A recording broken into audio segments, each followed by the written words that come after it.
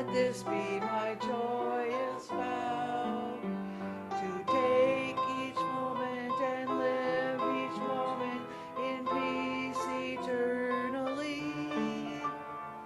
Let there be peace on earth, and let it begin with me.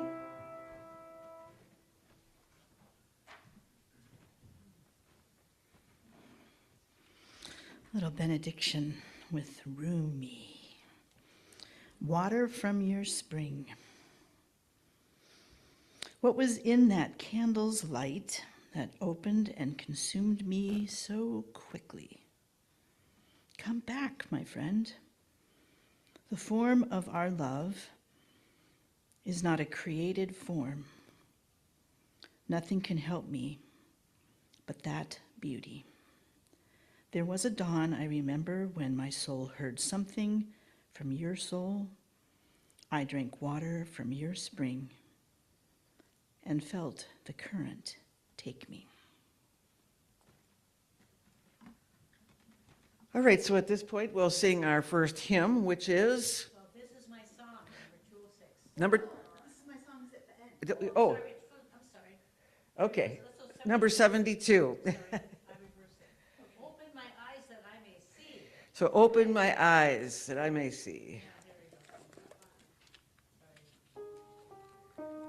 Sorry. 72? Yeah. Okay. Ready? This I go.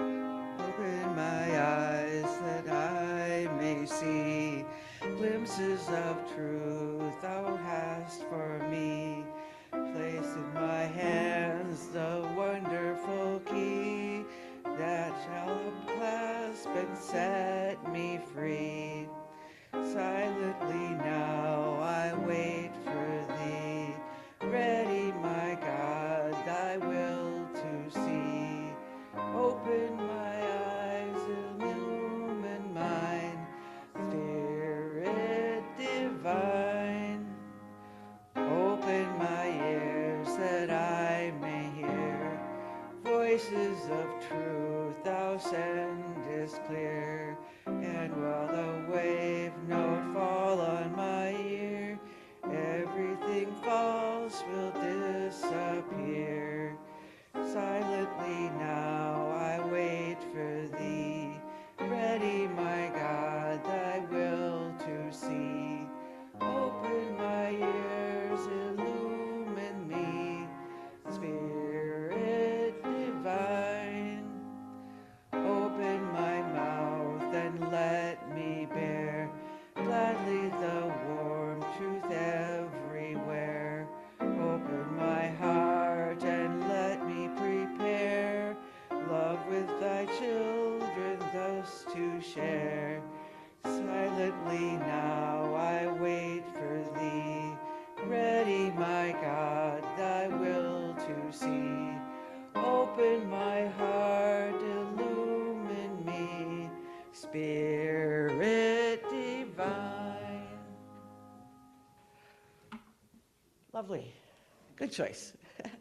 All right. Welcome, everybody. My name is Sue Brewer. I'm the president of the Board of Trustees here at Lake Superior Interfaith Community Church. Our speaker today is Lisa Cerri. Her topic for today is evolution from detachment to presence. So that'll be interesting. And I'm sure will have a lot of answers for us on that question. What is she talking about? So the announcements for today. We've got several for today. The Unity Book Group is meeting Monday at 6 p.m. and I understand there is not a choice on a new book yet. No? Something. They'll be reading something. So join in at the beginning. You'll have a chance to start from the beginning there. The Tuesday group is on a hiatus, so the Law of Attraction. Give Sue Hall a call if you want to get any information or have any questions for her about the Law of Attraction or Abraham, and call her up and have coffee. That's what she wants to do, is have coffee with you about that. Pam is here downstairs for readings. If you want to get a reading today, she's here, so don't miss out. Now, next Sunday, the big day. Next Sunday is not only Father's Day, but is also solstice, summer solstice. We've got some posters about summer solstice that we can put around. The service obviously is at 10:30. Our meal is after the service.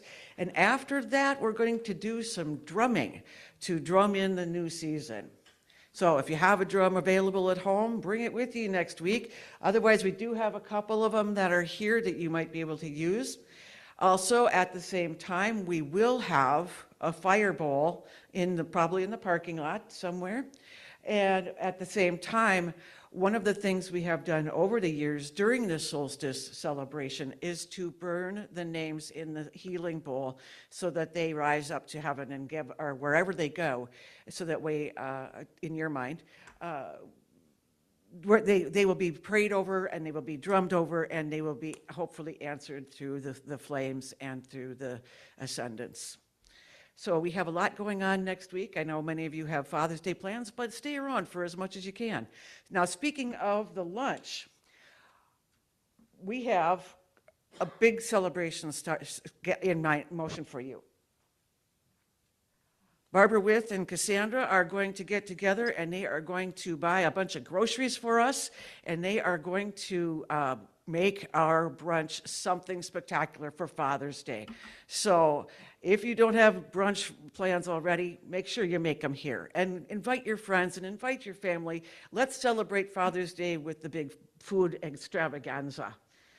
And so moving on, we have to think about the future.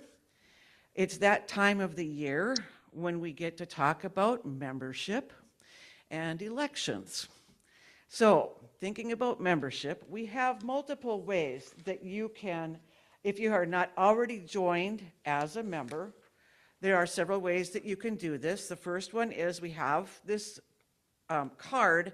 It's very similar to what like PBS does. So you give PBS a certain amount of money and you become a certain level of joiner to their group of people. We do too. So if you want to be a partner with us, it's a $10 sustaining monthly membership. You can be a true believer at $25 a month, and there are more on here. You can take a look at these cards. They're in the back of the church, but this is one way to do it as a monthly donation. Otherwise, some people like to do a yearly donation, just get it one and done over with. So we do have a form. Not only if you have not become a member before, but if you are a current member, a past member, anything along that line, we request that you fill out our form. This form we use every year. We want to hear from you how much you want to give us, and it can be $1 for the year, or it could be whatever amount you want. We don't look at the amount of money, just the fact that you're donating to our church. So we want your name, your address, your phone number. If anything's changed, make a mark, let us know. We want to have the email address. We want to have the physical address so we can send some things to you in the future if we need to. Also, how you would like to get information from us the most. If you want it in the mail, or if you want it through an email, or if you want people to call you, or if you want us to want to look at things on Facebook. Okay, so let us know those things. So this is a yearly chore you get to do. It doesn't take long, but just let us know what you have in mind so we know where you are and your status. And if you have not done it before, they are on the back table. So please let us know where you stand on your membership. Also, elections. We're looking at elections for the fall in October. We have an annual meeting in October, and at the annual meeting, we do our elections. And at this point in time, we have 2 board members we need 2 new board members, trustees. We need 1 vice president and 1 president. I, as president, will be completing my 2nd year of term, which is we have in the bylaws. So we have president, vice president, and 2 trustees.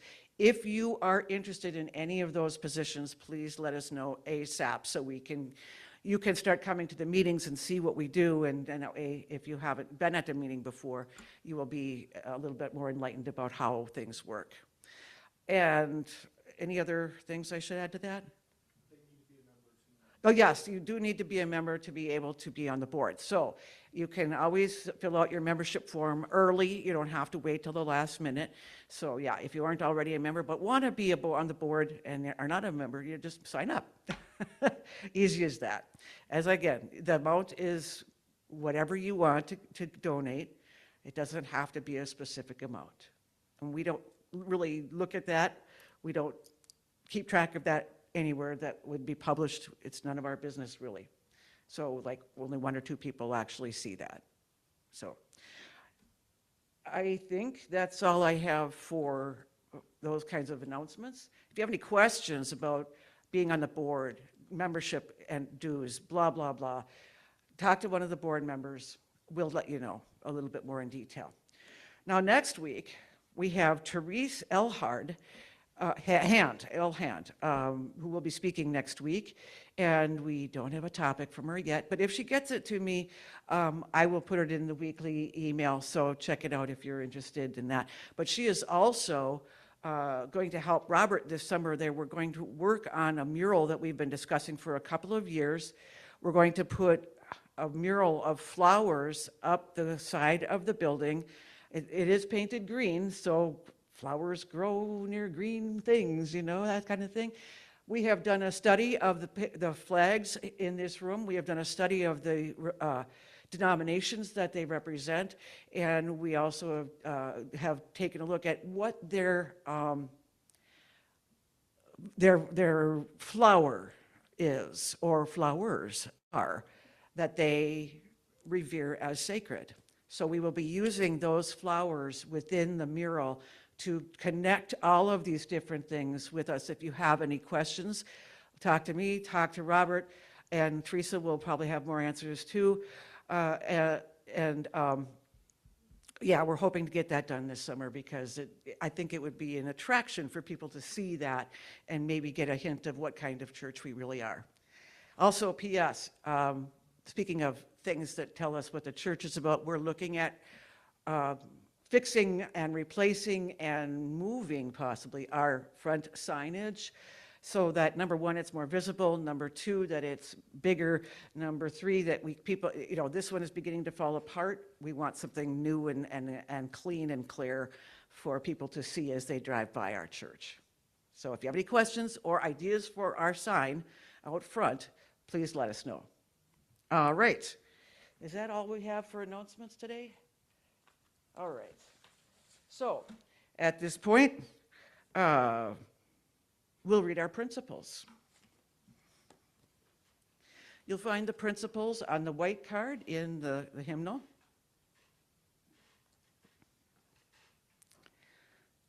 All right. We believe God is the eternal source and creator of all and is present in everything. Our eternal soul, endowed with free will, grows through many lifetimes. Communication occurs between the physical and spiritual worlds. Prayer and meditation strengthen our connection to the divine. All healing comes from Source. Seeking this for ourselves and compassion for others suffering is the highest priority. Because we are all one, what we do unto others, we do unto ourselves. The choice of love is always open for every soul. Living these principles leads us to grow in divine love. At this point, let us also read the prayer for spiritual healing, and if somebody would bring forth the bowl with the names while we do that, that'd be lovely. So the prayer for spiritual healing is on the back side of the other side of the card.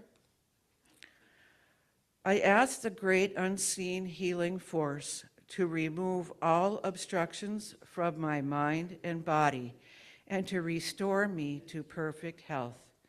I ask this in all sincerity and honesty, and I will do my part. I ask this great unseen healing force to help both present and absent ones who are in need of help and to restore them to perfect health. We put our trust in the love and power of God. And now, does anybody have any personal prayers that they would like us to pray over, along with those in our perpetual healing bowl? Come on up, Darlene. No, yep. I can probably. No, you gotta talk from here. Gotta hear you on Zoom, you know. Just briefly, many of you know that my son died April 22nd, and thank you for some of your very kind words and thoughts. And I have to say, he had suffered a great deal, as many of you know too. But the beautiful thing is that not too long before he died, his connection with God became more and more important, and I know that it helped him at the time of his transition when he was in extreme pain and very lonely.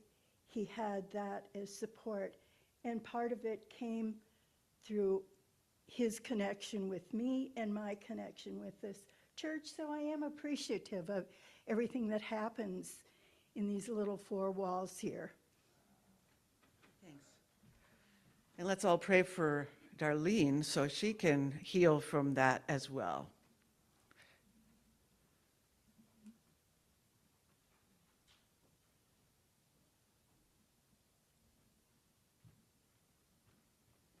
What a great day this is today.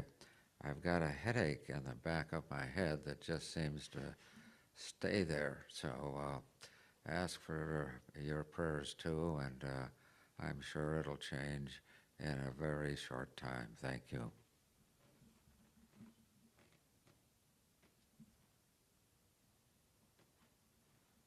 Any other prayers today? We'll always keep in mind those people that we pray for frequently, like Carolyn Sheets and Laura Whitney, making sure her progress is progressing well on those kinds of things. So at this time, we will be ringing the singing bowl, and then we will sing in the silence, and Lisa will give us a healing meditation.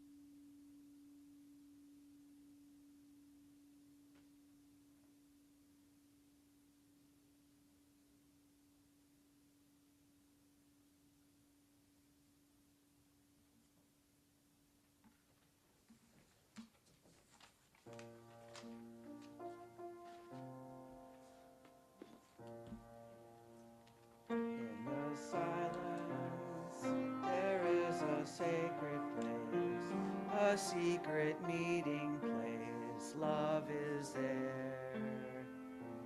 In the silence, there every color blends, and every rainbow ends. Good is there. In the light, now you find that you know peace of mind.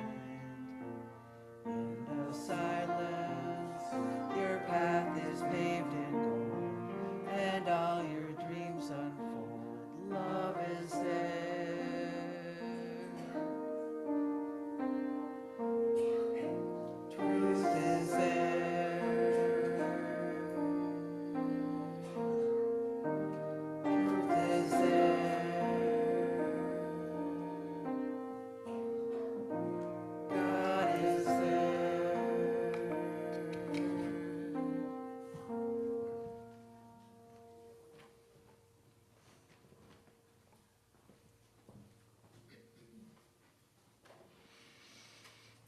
Stay still in your being. Maybe shift your feet a little just to consciously connect them to the earth. Bring that little light string through your spine, up through the earth, through your throat chakra, the back of your head, through the center channel, and out to the universe. Just let it lift you just a bit.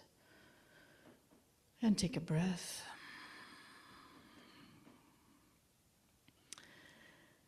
And just with your intention, follow that energy from the earth up into your body.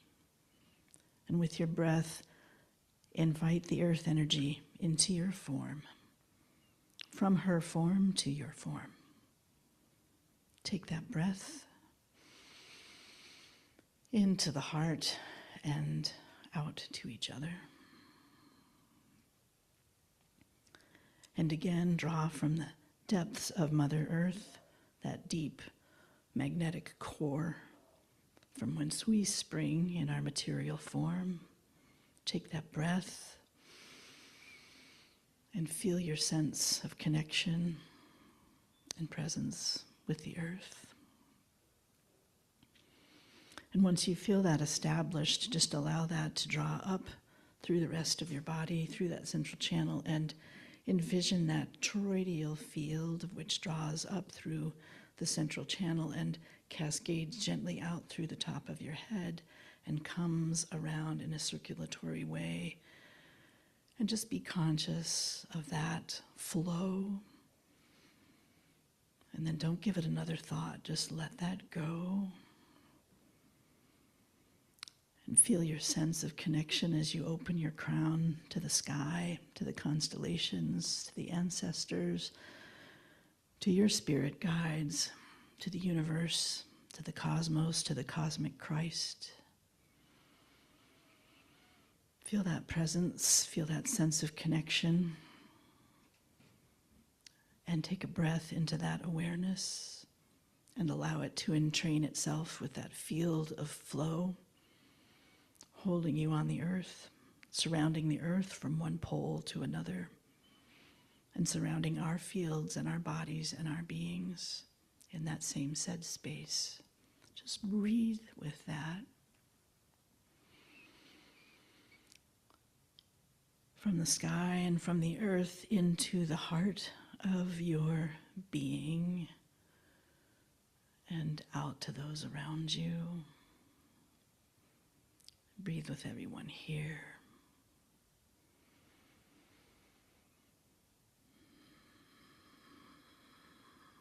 Feel that sense of interconnectivity with each other, with all that is, with the earth in her manifest form, with all the plants and birds and bugs and beings, ourselves among them.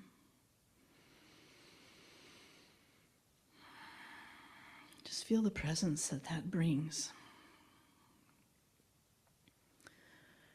And note that there's an absence of clamor or clutter. You find some clarity here, some peace. Peace in that breath, peace in that awareness. The awareness from within you, the awareness from everyone here, from everyone beyond, from truly all that is the cosmos in its entirety. Just allow that breath and that flow to be with you.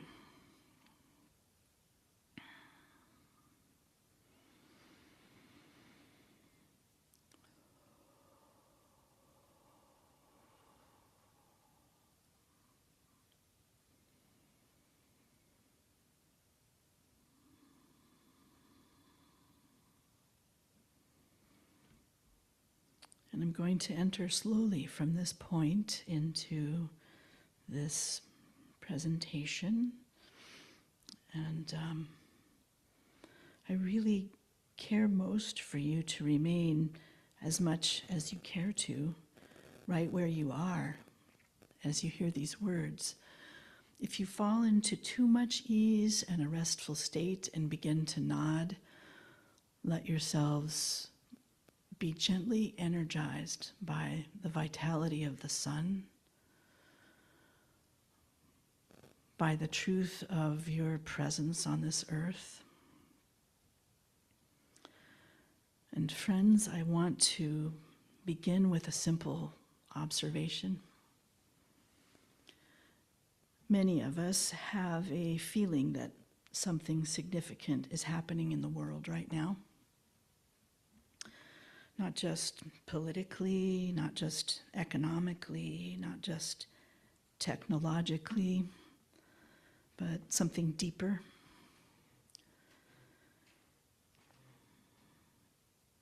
And part of the deeper is where you are right now, in the presence with each other. We sometimes experience a group meditation, or we do yoga together, or we have prayerful intentions in each other's presence, or with our family, or for a particular circumstance.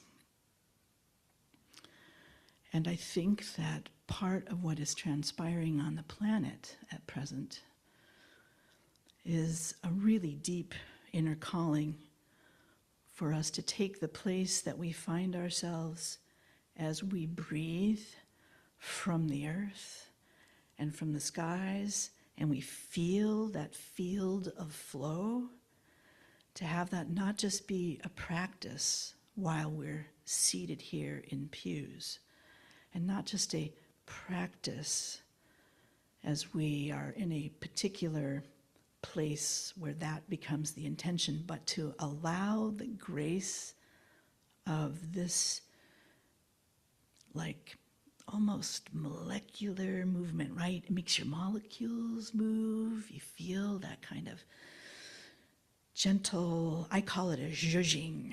I kind of feel like there's a zhuzhing. It's a really soft flow in my body. I actually feel my breath informing my cells with my life force. Because right now, in our 3D world, many of the institutions that we are familiar with, that used to feel stable and that we came to depend upon, are feeling more fragile. And information in its totality arrives faster than we can integrate it sometimes. I remember a strange example of that just on a television feed one time.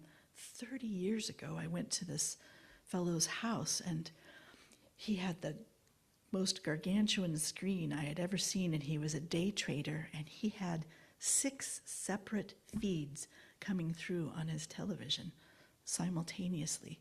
And I had never seen that before. I barely had picture in a picture on my TV. And that's kind of the way it feels to me. It's like it's continued. The reason that it feels like time is speeding up, if we believe in the concept of time not really existing, what's really transpiring is that energy and information is moving at so much more a rapid pace that the nature of what we experience as chronology is accelerating. So we do experience this as, oh my God, everything's going so fast. How do I hold myself in the midst of all of this intensity, immensity, acceleration, speed? Well, as I was preparing myself over the last couple of weeks for this, I went back through a little handful of books And I noticed as I was sitting in the pew that there happened to be 7 books, and I decided to assign one to each chakra. Yoga, that's a good one for the base, right? That's the actual physical practice of being here to become in union through the body with the oneness that is. Meetings with remarkable women, the divine feminine, Buddhist teachers in America. This is Christ Consciousness, really cool book, all about Yogananda's life. News of the Universe by Minnesotan Robert Bly, full of poetry from the last several hundred years. And as exquisite as all the poets that he highlights are the little snippets that he talks about, the evolution of one's spirit, the evolution of humanity's spirit through the course of this, and how it gently reflected itself in the poetry of the time. Drunvalo Melchizedek, Sacred Geometry, Living in the Heart. The smallest book, and it comes with a CD. It's about 25 years old. Wayne Dyer, you got to give a little nod to the man, you know. He was trying to do a little breakthrough 30, 40 years ago. Manifest Your Destiny. And Everyday Mind, 366 Reflections on the Buddhist Path. A little mix of everything. I'm usually in the process of creating a presentation, and I feel most inspired to speak from the place that is the most perplexing for me in the moment. And what I feel is that there's been a deep permeation in my own world, in and around and about Buddhism, not in a really deep practice-devoted way, in a touching in and experiencing, Pema Chodron and multitudes of other teachers. And I want to say, and this may land for you or not, that the last 30 years, I feel, has been a lot about teaching people, quote unquote, detachment or non-attachment. And I think inadvertently, if it's slightly misinterpreted by the mind of most Westerners, that can actually lead to a disconnection, a dissociation, a spiritual bypass. When it's in the deeper understanding and an embodiment, I believe its truest intention is to create presence. And what do I mean by presence?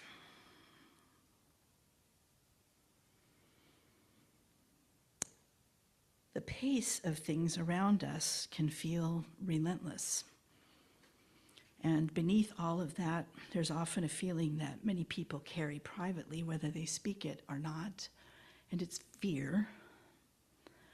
Not necessarily panic, not necessarily despair, but a quiet question. What is happening? Where is all of this going? I totally ask myself that every day. AI, data centers. Didn't Disclosure just open up like this weekend? Steven Spielberg's movie. Fascinating timing. Will the things that matter most endure? And what matters most? What matters most to you in your lives? Will we be okay? I definitely have questioned that. I have not felt okay inside of myself as I have projected myself into what I think is the potentiality of a future. And I presume, because it often happens this way, that how I'm feeling about something is something that almost everyone else in a room can resonate with. At some place, at some point, you might question the same. Are we going to be okay? I think it's important to acknowledge that these questions are not signs of weakness. They are signs of awareness. We're living in a moment that asks more of us than many periods of relative stability. For many years, spiritual teachings have often emphasized detachment, and there was wisdom in that. There is wisdom in not being controlled by every thought, to know that you are not your thoughts, that you are not your emotions, that in some respects you are not your body, and that allowing yourself to identify more fully with your sense of presence and allowing that to permeate your thoughts and your emotions and your body is what is most called for in this moment, on this planet, at this time. Detachment can sometimes be misunderstood as distance, as withdrawal, as standing apart from life and becoming an observer who is no longer touched by the world. Yet the invitation before us today may not be detachment. It may be presence. Presence does not mean becoming consumed by events. Presence does not mean carrying the weight of the entire world on our shoulders and feeling quashed like a little grape the way I feel sometimes. Presence does not mean presence means allowing ourselves to meet reality fully while remaining rooted in something deeper than the turbulence itself. It means allowing ourselves to care, to feel, to grieve, to hope, to love, without becoming lost. I sometimes think of awareness as vast as the sky. Within that sky, there are clouds, and there are storms, and there are winds, and changing weather, and fear is one kind of weather, and grief is another, and anger is another, and joy is another. But none of these conditions are the sky itself. And so much of a reason that I find many people have a reverence for their time in nature, and especially here in the Northland, is because re-entraining with the rhythms of nature is re-entraining with the truth of how we are here. And I certainly am one who finds myself distant sometime and get myself in the churn of whatever technology is or something I have to do in my house or my work or whatever, and I lose track. And I fumble.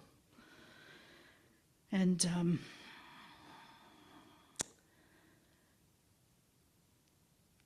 part of spiritual maturity is remembering that larger space, not so that we can escape the storm, but so that we can hold it. Perhaps that's one of the great tasks of our time, not becoming fearless, but becoming spacious. That's how I feel when I started with the meditation, and I'm breathing with the earth, and I'm breathing with the totality of the universe, and I'm allowing my intention and my vision and my sensation and sensory awareness to be filled with that flow. I hope you can truly feel that within your being, and that your being permeating your body allows that to become real for you, more so every day. I think that's part of what's being asked of us. Fear itself is not the enemy. Fear is an ancient and intelligent response. Fear tells us that we care. Fear tells us that we are vulnerable.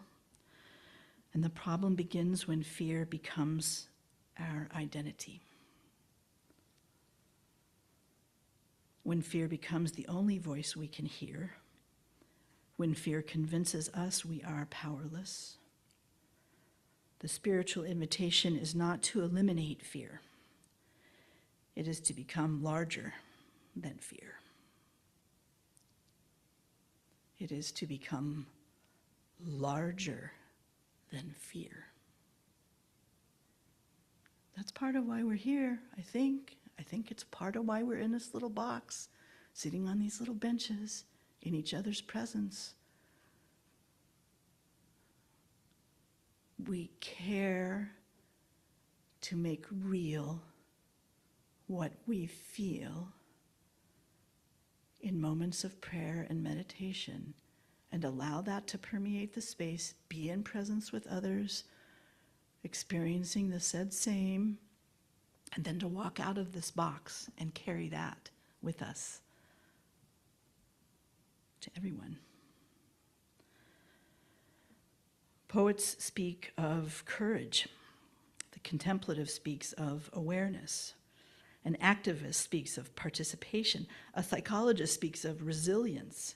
Yet beneath these different languages is a shared understanding. Life is asking us not to withdraw from reality, but to enter it more consciously, to become participants rather than spectators, and to recognize that we may not control the larger currents of history, but we still have tremendous influence over the quality of our own presence, and presence matters. Presence affects relationships. Presence affects families. Presence affects communities. Presence affects how we respond to challenge and conflict. Presence affects the kind of future we help create. When large systems become unstable, there's a temptation to focus exclusively on what is breaking apart. Pema Chodron wrote a really awesome book just before I moved to Duluth in the mid-90s called When Things Fall Apart. Oh, it's just so simple and so good. I have literally several copies. I used to keep one on the back of my toilet. I've handed it out to people as they've gone through death and divorce and major change. There's a lot of wisdom, and we're all carriers of that. We are all carriers. Each and every one of us are carriers. But there is another truth that deserves equal attention. Whenever human beings have faced periods of upheaval, the most important forces of renewal have rarely come from abstract systems. They have come from relationships, from communities, from people who continued showing up for one another. Can you say Minneapolis? Oh, people walking out of their houses,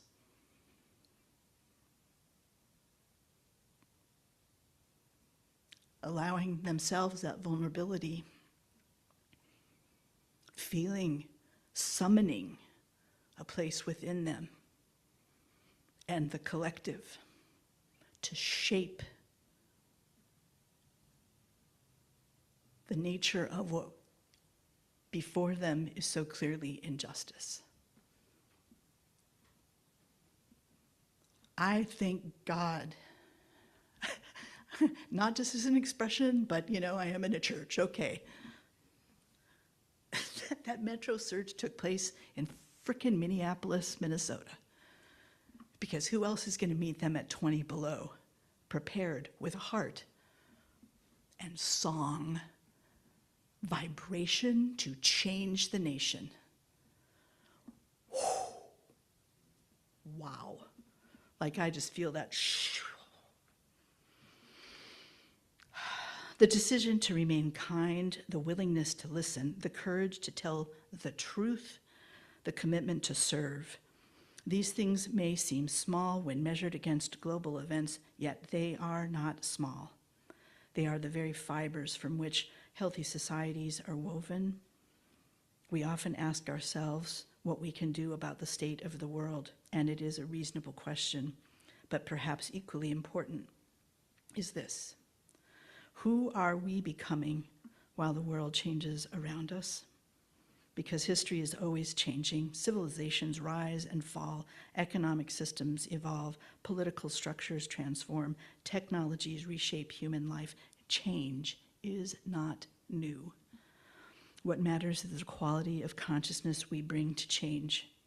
Can we remain grounded, compassionate, curious, connected, present?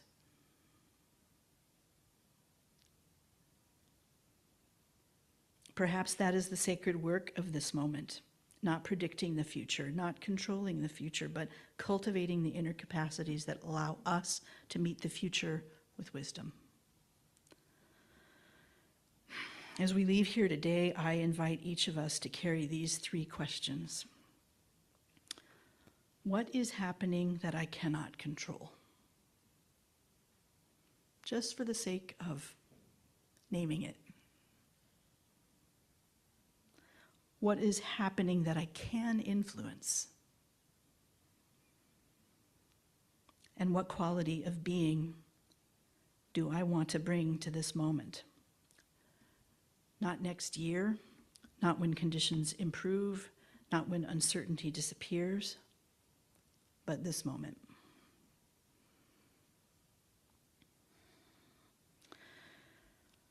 Because while we may not control the unfolding of history, we always participate in it. We do. Don't make yourself small.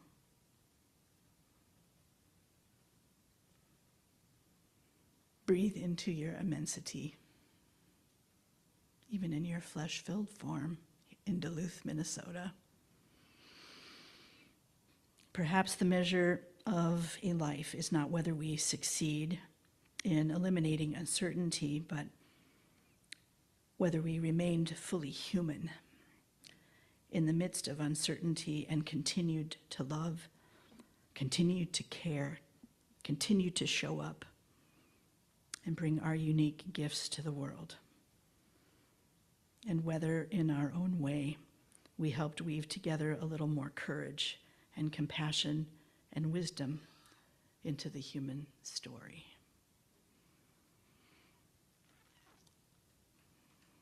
Blessed be.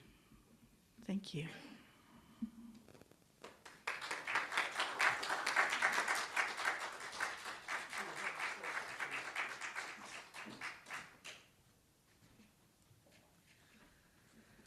Okay, so at this time, we would like to have a couple people bring forward the baskets.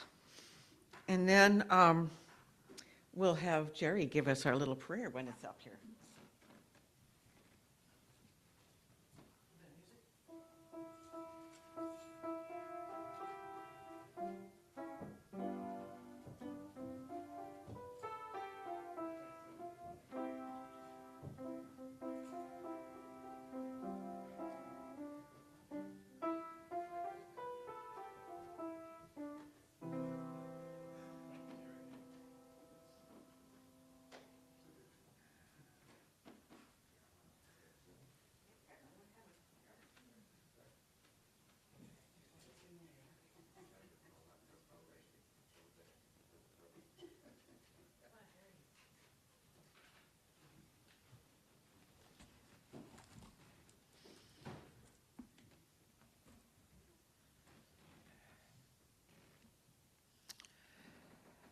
Thank you, thank you, thank you.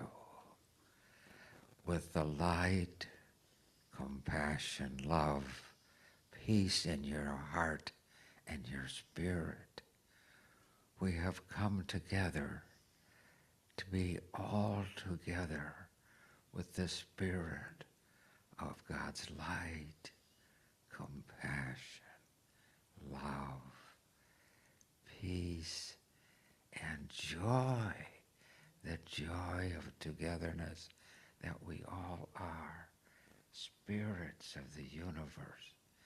Thank you, thank you, Thank you. Amen. Amen. Amen. Woo! Thank you, Jerry. So at this time, we'll have our second hymn, which is This is my song. This Is My Song, number 206. Michael like to come and sing? Michael, you want to come up and sing? Oh, yay. Lisa, you want to come on up? Yeah, not close to the mic.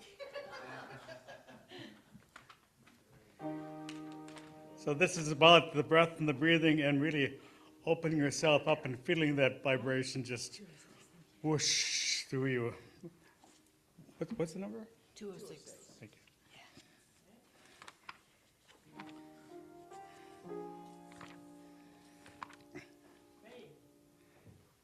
This is your song, a song of all the nations, a song of peace for their love and for mine. This is my home, the country where my heart is. Here are my hopes, my dreams, my holy shrine. But other hearts in other lands are beating with hopes and dreams as true and high as mine. My country's skies are bluer than the oceans, and sunlight beams on clover leaf and pine. But other lands have sunlight too and clover, and skies are everywhere as blue as mine. Oh, hear my song, thou God of all the nations, a song of peace for their land and for mine. This is my prayer, O Lord of all earth's kingdoms. Thy kingdom come, on earth thy will be done. Let Christ be lifted up till all men serve him, and hearts united learn to live as one. Oh, hear my prayer, God of all the nations, myself I give thee, let thy will be done. Sure. What's the date today? The 15th? 14th. Thank you. Okay. Let's see.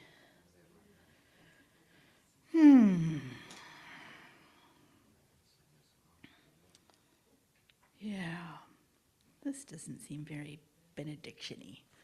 So, Mother, Father, God, thank you.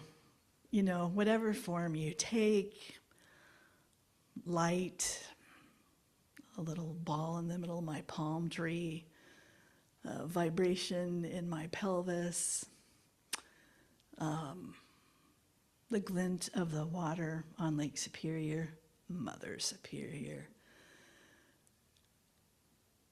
Just let all of us know that each of us in our flesh-filled forms hold not only the divine spark, but how that spark is becoming and needs to become a warming fire, and sometimes conflagration to take down in a nation what should no longer hold form. Amen. All right, so let's gather up in our circle and sing our final song. You'll find the words to that song, which is our closing hymn. You'll find the words on the white card, if you need to bring that up.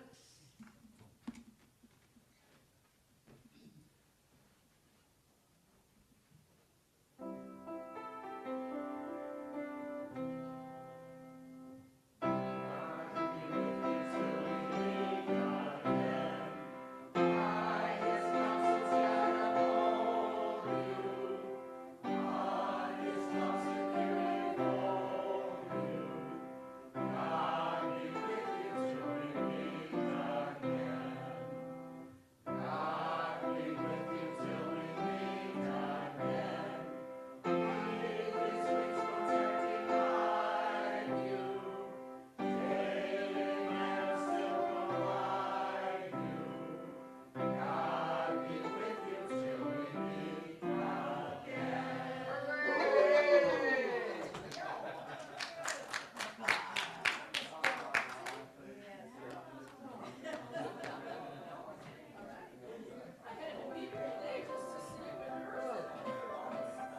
Lovely, lovely. Thank you. That was, I mean, I was actually for a little while there having a deja vu moment. Have you Ah. spoken on some of that stuff before, or? Maybe, like touch in on it. Certainly, Yeah. presence is a really important thing, Yeah. but not quite from that angle. Okay. Yeah. Yeah, I don't know. For some reason, I was feeling like, God, I feel like this is what she professes all the time. This, it's kind of, yeah, I don't know. I Yeah. don't know. I can't explain. Definitely showing up.